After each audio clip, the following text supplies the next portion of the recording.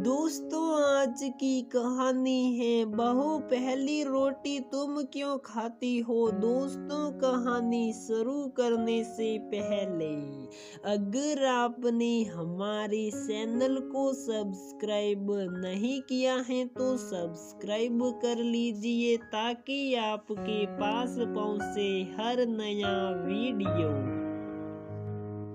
ठंडे ठंडे हवा के झोंकों के साथ गर्म चाय की चुस्कियां लेते हुए प्रभाजी छत पर कुर्सी पर बैठे बैठे अपने अतीत के गलियारों में चली जाती हैं। जब नई दुल्हन बन इस घर में आई, जैसे एक आजाद सिरैया पिंजरे में समाई, सासू माँ ऐसे पाई हर बात पर मुझ पर बंदी से लगाई। पति मूक दर्शक बन रह गए, अपने मुंह में दही जमा कर बैठ गए। ननदे भी कहाँ कम थी, सासू माँ से 2 कदम और आगे ही थी। ससुर जी पहले ही स्वर्ग सिधार चुके थे, वो इस पिंजरे से आजाद हो चुके थे। हिटलर सासू माँ ने हर हद पार की, हर बात पर मुझ पर रोक लगाई। बहू बालकनी में खड़े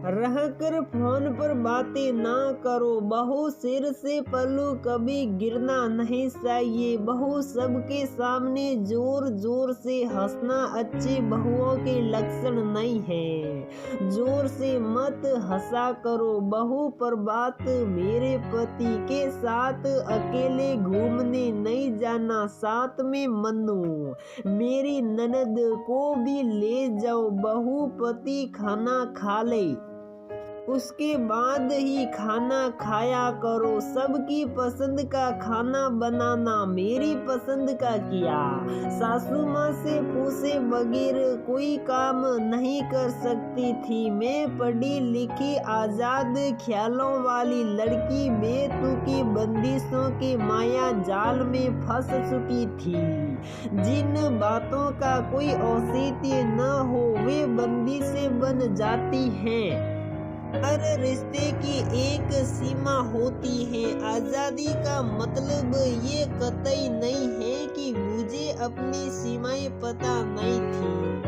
खैर, ये सब रामायण किसको समझाती, आस पास इतने समझदार लोग तो फिर क्या बात थी।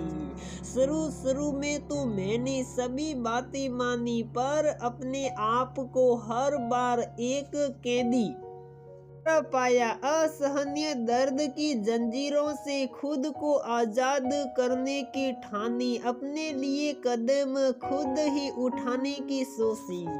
अब से नई प्रभा का उद्यम हुआ, सासू माँ की हर गलत बात पर आवाज उठाई, गलत बातों को किसी भी कीमत पर न मानने की कसम खाई। मेरी आवाज के साथ पति ने भी सुर में सुर मिलाए, शायद मन की बात होठों पर लाने की अब हिम्मत कर पाए। मेरे हौसले में और भी मजबूती आई। इस ठहरे हुए पतझड़ के मौसम में बहारों के फूल जरूर खिल उठेंगे। मन में सकारात्मकता प्रबल होती गई, अवरोधों के बावजूद में डटी रही, क्योंकि मैं सही थी। धीरे धीरे सासू माँ का मन पिघलने लगा, उन्हें भी आजादी का मतलब समझ जाने लगा। वो भी कभी बहू थी, शायद ये ख्याल मन में आने लगा। मेरी बंदिशों की बेड़ियां कटने लगी। एक दिन सासू माँ आई, कहने लगी, प्रभा। उनके मुंह से प्रभा नाम सुन मैं चौंक गई। आज तक वे मुझे बहू जो कहती आई, प्रभा मेरी सास ने जैसे मुझे रखा मैं भी अपनी बहू को वैसे ही रखना चाहती थी। वे मुझे कोई काम अपनी मर्जी से नहीं करने देती थी, हर काम उनसे पूछकर करना होता था। मेरी शादी छोटी उम्र में होने की वजह से अपनी खुद की कोई सोच ना बना पाई। जैसा मेरी सास ने मुझे रखा मैं समझने लगी बहू बनकर ऐसा ही रहना होता है, इसलिए तुम्हारे साथ भी वही व्यवहार रहा। मेरा सही गलत का फर्क न समझ पाई, तुमने मुझे गलत बातों पर टोकना शुरू किया। हमारी खूब लड़ाइयाँ हुई, मैं ही मुंह फुलाए घूमती रहती। तुमने हमारे बीच मन मुटाव की दीवार खड़ी नहीं होने दी। आस पड़ोस में जब बहुओं पर गौर किया तो समझ आया मेरी बहू नहीं मेरी परबा बहुत अच्छी है। मैं सासू माँ की सारी बातें एक टक बिना पलक झपकाए सुनती जा रही थी, मानो जागते हुए मैं कोई सपना देख रही हूँ।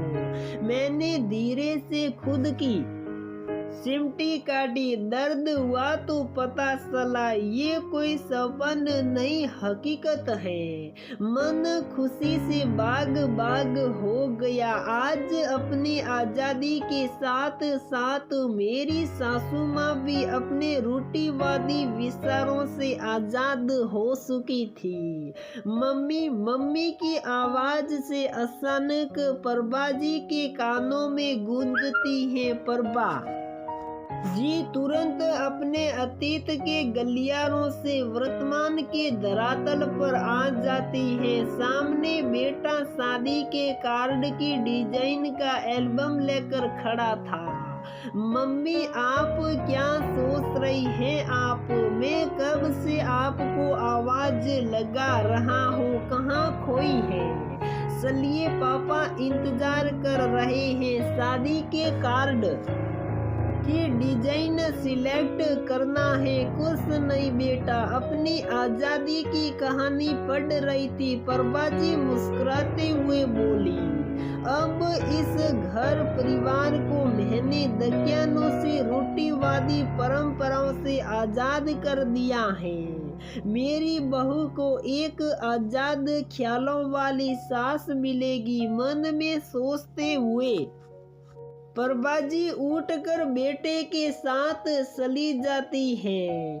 दोस्तों, अपनी आजादी के लिए हमें खुद ही कदम उठाने होते हैं। यदि हम सही हैं तो हमें आगे बढ़कर गलत का विरोध करना चाहिए। और हाँ, हमेशा सुनने में आता है औरत ही औरत की दुश्मन होती है, पर यदि एक औरत दूसरी औरत को रिश्तों को परे रख समझने की कोशिश करे तो घरों में हो रहे अनावश्यक विवाद वैसे ही खत्म हो जाएंगे। स्त्री ही स्त्री की सहायक हो सकती है दकियानुसी परंपराओं और रूढ़िवादी सोच से आजाद होने के लिए।